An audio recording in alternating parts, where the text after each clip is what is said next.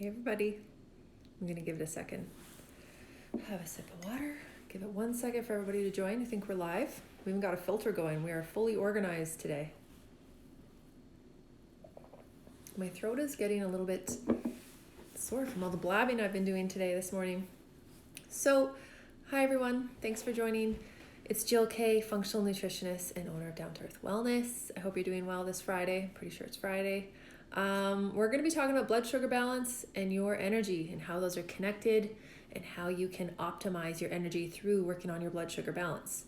So definitely say hi. Let me know what you want to learn today. Let me know if you have any questions. I'll try to keep it short and sweet and on point so that you have some good action items and things you can take away right away and put into action to help you have more energy. So did I already say I'm a functional nutritionist? Hi Haley, thanks for joining. I'm a functional nutritionist. I work a lot with women who are feeling burnt out, fried and frazzled, and I help them to optimize their energy, get their energy back, lower their stress, and feel back to themselves again. So I do that through combining holistic nutrition, functional nutrition, some nerdy science, putting it all together. And in this video, we're really going to talk about blood sugar and why it matters. I have my notes just to keep me on track. So blood sugar, why does it matter? Why should you care about blood sugar? Maybe you already know. But when we eat food, especially carbohydrates, let me know too if you can hear me okay, because I'm not using headphones today. I have this phone sitting on like a fruit stand thing because I want to be hands-free. I talk with my hands. And so I don't have a headset attached. So Haley, can you hear me okay? Just let me know.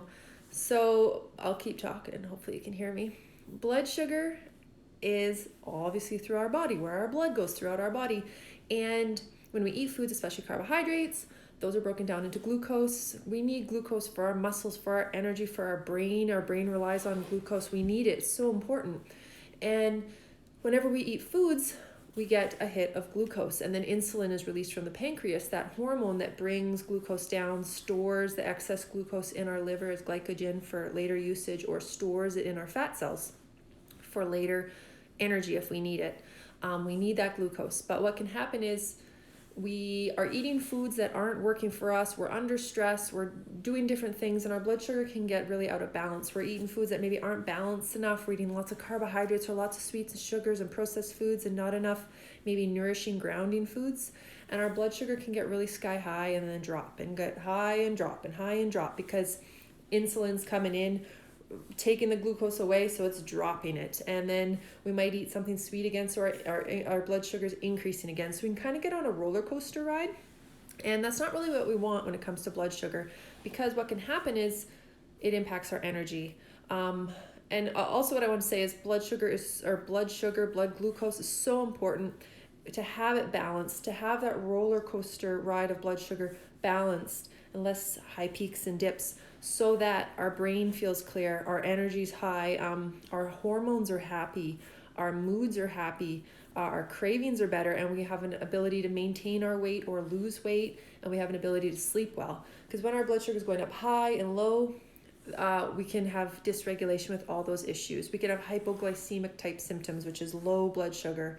So what happens is we eat foods and we kind of want to have just like a smaller peak and valley of blood sugar increase.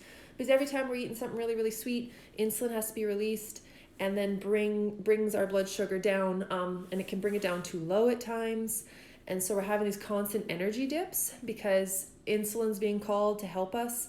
Hey, we need more insulin. We're having sweet foods, bring in the insulin. And over time, our body can become insulin resistance. That's the precursor to type 2 diabetes. We start to see insulin resistance. Hi, everybody. I got people here. Thanks. So if we're constantly on that roller coaster ride with our blood sugar, we are calling on our insulin to show up and constantly bring that glucose down. And our pancreas can get tired. We can become insulin resistant. That's what leads to type 2 diabetes. And that's what they're dealing with sometimes with high blood sugar and then really low blood sugar. Insulin isn't showing up to the party anymore to help out and bring it down and regulate that blood sugar because there's many different reasons, but you're becoming insulin resistant. You're knocking on that door so many times to call on insulin that it's getting tired and it's not able to do its job as well. So then people are dealing with really high blood sugar, really low, and that can be really dangerous. but about, I think at least 80% or over 80% of the population deals with blood sugar dysregulation. So that's just peaks and valleys of blood sugar, being on that roller coaster, sugar high, sugar crash. And we don't want that either, right?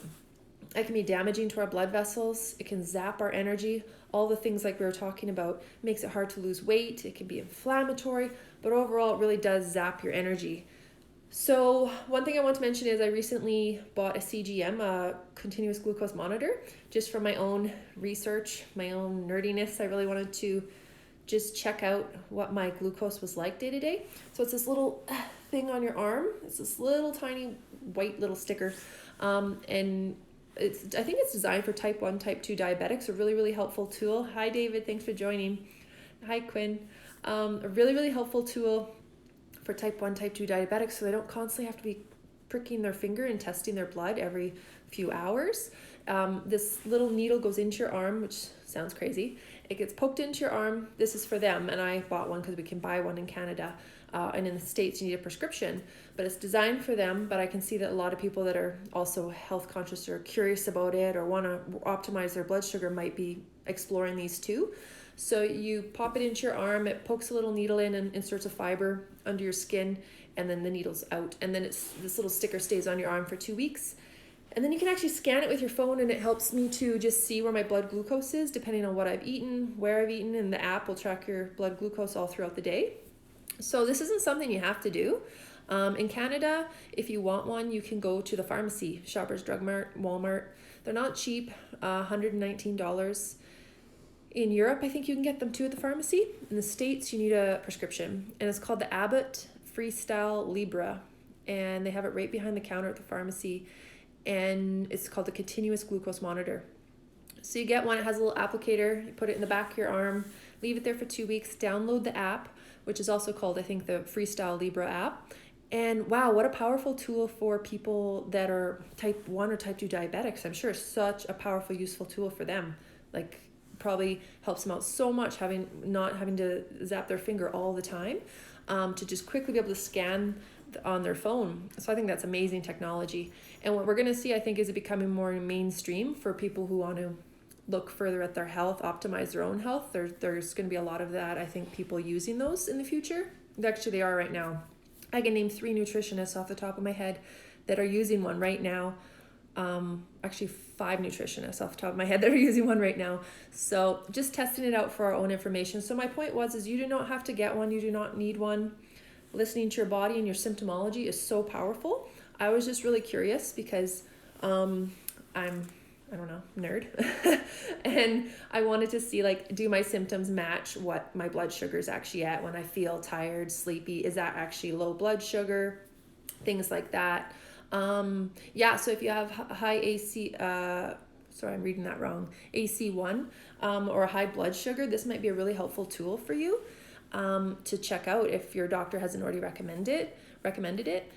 And it can show you a graph, and it trends, and it can tell you if your blood sugar is way too low or way too high, and there's certain ranges. So I found it very helpful, and I have some notes here on how I found it helpful. So again, it's just like confirming, okay, I feel this way, and I think it's because I have low blood sugar. I'm tired, I'm getting irritable, my energy's crashing. Is it low blood sugar? And then I check, I'm like, oh yeah, it's low blood sugar. Or the other day was interesting. I was starting to feel really tired after a meal, an hour after a meal, and I was like, oh, I bet it's low blood sugar. And then I looked, and it was high blood sugar. My blood sugar was quite high because I had a carbohydrate heavy meal and a hot chocolate, and it was delicious. But I don't do that well, just carbohydrates. Most of us don't. And so my blood sugar was quite high, not too high, but it was high. And I was very tired, and I was tired for 2 hours. So I was like, interesting.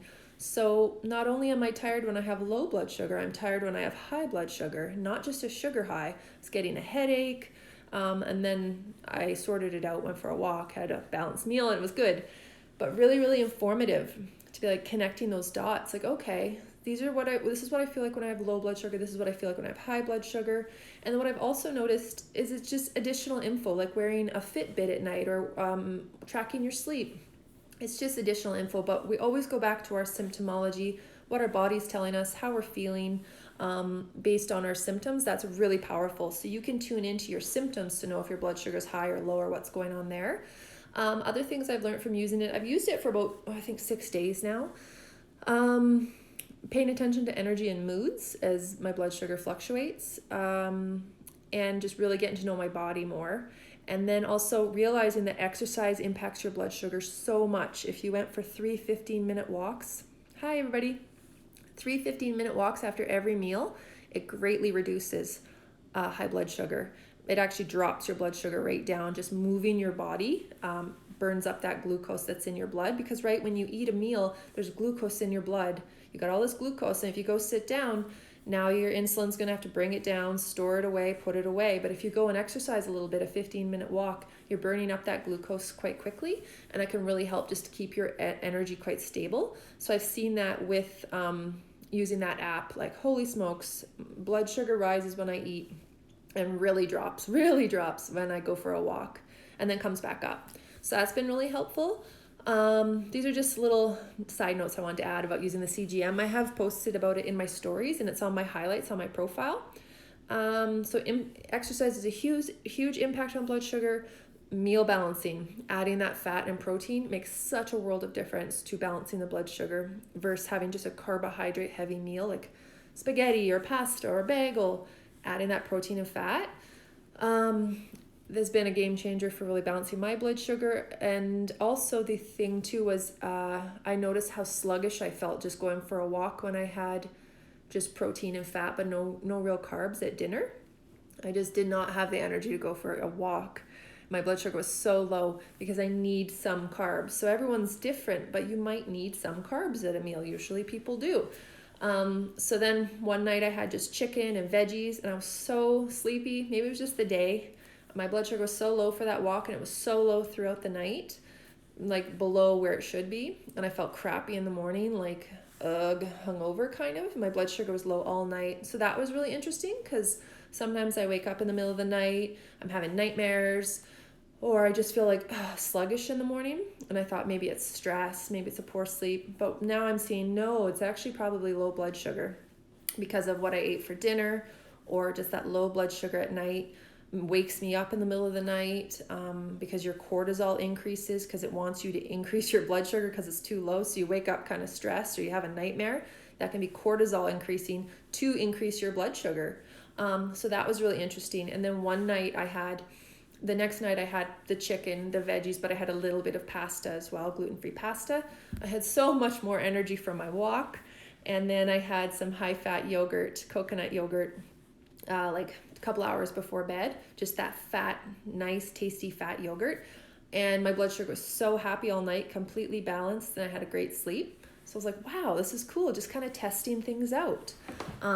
Really need that healthy fat snack before bed to keep my blood sugar regular. And I really need some carbohydrates at meals, not just the paleo vibe of, or I don't want to say just paleo, but like, meat, protein and veggies and stuff. I need some carbohydrates, like perhaps grains or a high starch veggie, which is included in paleo as well, high starch vegetables. But I really thrive and felt good with those carbs to go exercise after. So that's something to think about for yourself. Are you waking up in the middle of the night? Are you waking up groggy? That's what you're saying too, Haley. That's you, always tired. And sometimes we think, oh, is it because I'm stressed or I didn't sleep well? Well, let's look at blood sugar too. We have to consider blood sugar. So maybe having a little bit of a high-fat protein snack before bed, like an hour before bed. Usually I say quit eating 3 hours before bed, but we can test things out, right? If there's a lot of blood sugar dysregulation at night and your blood sugar is really low at night and you're waking up in the middle of the night, you're feeling like crap, then let's try adding a little bit of a protein-rich, fat-rich snack a couple hours before bed and see how you feel. Because if your blood sugar there's a lot of dysregulation, we have to start bringing it back into balance. So these were really interesting findings I've had just 5 or 6 days in. That, wow, I have low blood sugar at night if I'm not careful. And that's probably why I'm waking up or feeling like crap sometimes in the morning, or wake up with a headache. And I'm like, oh, it's a hormonal headache. Maybe it's a low blood sugar headache. Very, very interesting. So let me know if you have any questions about that. I just wanted to share like the journey so far with the CGM, continuous glucose monitor. It's been really insightful. And what I wanted to move to was, some other basics, blood sugar basics. So if we don't regulate our blood sugar and we keep going on that roller coaster, what we might see is inflammation. What we might see is an increase in blood sugar over time, fasting glucose when you go to the doctor, higher A1C, and sometimes people will be on metformin or blood sugar regulation medication. But so we want to get ahead of that. We want to do whatever we can for prevention, for regulating our blood sugar, or if you're already in that situation, we can do so much to rebalance your blood sugar and maybe get you feeling better and better. So usually normal blood sugar levels for a healthy individual, I'm learning these numbers, are 4.0 millimoles to 7 millimoles for a healthy individual. That's where we like to keep them at. So when fasting, we would like to see your blood sugar, fasting glucose at about 4.5, or the wider range is 4.0 to 5.5 millimoles. 4.5 is a sweet spot. So if you've been to your doctor recently, make sure to take a look at your blood work. And so when you eat a meal, your blood sugar does rise. It takes, a little bit, and your blood sugar will be higher for a little while because you're digesting that food, and then it will kind of taper off. So, but if you eat a meal that's really imbalanced, it's just sweets and sugars and refined foods, you're going to have a blood sugar spike and then probably quite a subtle decrease. There's no fiber, there's no fat, there's no protein, slowing the burn of that food. So it increases your glucose real quick, and then there's a decrease. So our strategies today that we're going to look at are starting to look at your plate ratio. These are the tips to start balancing your blood sugar so that you can have more energy. Because I'm sure many of you have dealt with like the 3 p.m. energy crash or cravings or brain fog. Those are all symptoms of low or high blood sugar. What else? Headaches, irritability. Those all, again, can happen when our blood sugar is high or low and we're on that roller coaster. And then the downstream effects are your adrenals can get zapped and tired. Your hormones can be affected. So what we want to do is focus on plate ratio. Looking at your plate, is there protein, fat, and fiber? Some kind of protein source, if it's animal-based, plant-based, a healthy fat source, like a tablespoon of fat at each main meal or the end of your thumb, coconut oil, olive oil, hemp seeds. Is there already fat on the meat that you're eating? We want to make sure there's some fat and protein, and then fiber. Is there vegetables, or is there a whole grain? If you digest grains well, is there a grain there? Or lots of veggies. That will give us that fiber. And those three mixed together will really slow down the digestion of glucose or the uptake of glucose. We've got more wood stoked in the fire, right? It's not just kindling. Kindling burns really quickly, but a nice log in the fire lasts a longer time and will burn slower. So that's what we want to do, is focus on protein, fat, and fiber each meal, not just carbohydrates, a muffin, just a bagel, just pasta, because you might find you might have really good energy for a while, but it will crash. And then you might have cravings and fatigue, and you'll be craving stuff probably, and like need a nap later when you're in the bottom swing of it. Or if it's too high, as I'm learning, you'll also be tired. It really depends on the person. That's the main message too, is if you have high blood sugar after a snack, you might feel differently than I do. You might be like flying high with lots of energy, and I might be feeling tired. And when your blood sugar is low, you'll probably feel tired. I'll feel tired too. But we all have different symptoms. It's just getting to know your body. How does your body tell you when you're hypoglycemic or hyperglycemic, when your blood sugar is high or low? And tuning into that, take note of it. When you have a really good energetic day, what made that day? Did you have a really balanced breakfast, a good lunch? Like, what made that day? Let's do more of that. So look at your plate ratio. Do you have 20 to 30 grams of protein at each meal? Do you have some fat? Do you have some fiber that's going to slow the burning of the nutrients?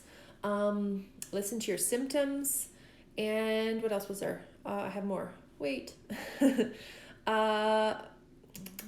Breakfast. Make sure to have a high protein, not high protein, but adequate protein breakfast, because that will set the stage for a nice day of balanced blood sugar. If you're having a bowl of cereal or something sweet or just a coffee and you're skipping breakfast, you're spiking your cortisol with that coffee, but your blood sugar is going to crash later on.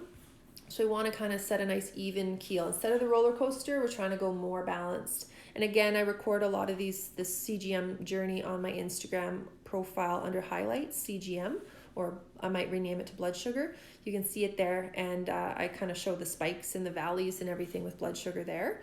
So the other one is move your body after you eat food.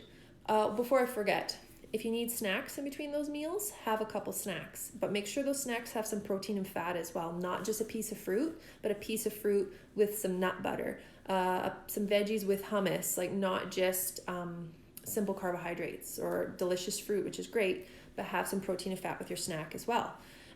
Limit your sugary drink intake. If it's coffee or lattes and lots of stuff like that, sweeteners, limit those, because those are really going to spike your blood sugar, as I noted yesterday with having a hot chocolate. And then move your body after you eat. If it's just a 15-minute walk, that's going to help with your blood sugar management, regulation, and metabolism so much. Huge difference. I've learned some tips too from Glucose Goddess on Instagram. She always tests how food affects her with her CGM and everything. It's really amazing. But one thing I've learned recently is, if you really want to balance your blood sugar, eat protein and fat before you eat the starches on your plate. So if you have some pasta on your plate and you have veggies and fat and protein, you could eat the veggies first to lay the bed, the nest in your stomach, and then eat the protein and fat and then the starches. Because sometimes if you just eat the starches, they get absorbed quicker. They're already starting to increase your blood sugar. They're going up. So if you lay the foundation with some veggies and protein and fat, then eat the starches, they're absorbed slower, again, slowing the absorption of those. So that's a good tip. Dig deeper, work with someone. Let's do a full health assessment. Let's look at your food journal over 3 or 4 days. Let's look at your symptomology. Is your body telling us you've got a lot of hypoglycemia or hyperglycemia? Are you skipping meals? Can we look at your adrenal health, your hormone health? Let's look at everything. Let's look at your digestion. So always dig deeper too if you're dealing with a lot of fatigue and low energy. I want to share that. And another cool one too is, I learned from Glucose Goddess, is if you take a shot of apple cider vinegar, or you mix it in water before your meals, it can really help to keep your blood sugar balance in check, depending on what you're eating. So that's a really good one. A shot of apple cider vinegar, like Bragg's apple cider vinegar, and a little bit of water right before a meal will help to allow less of a spike from your blood sugar when you're eating a meal. And another one I think they mentioned too was, obviously if you're going to eat sweets and birthday cake or cake, eat a balanced meal first and then have dessert later. Try to not have dessert first, because there's nothing there to balance out your blood sugar when you're having a lot of sweets all at once. So have a meal and then have dessert, because you've already got that food in your stomach. Those are some really good starter tips. So we always want to look at plate ratio. That's what I always do when I work with my clients. We always look at plate ratio. When are you eating? How much are you eating? How is that balanced? How does it make you feel? You might need more carbohydrates than I might need. We have to judge it on how you're feeling.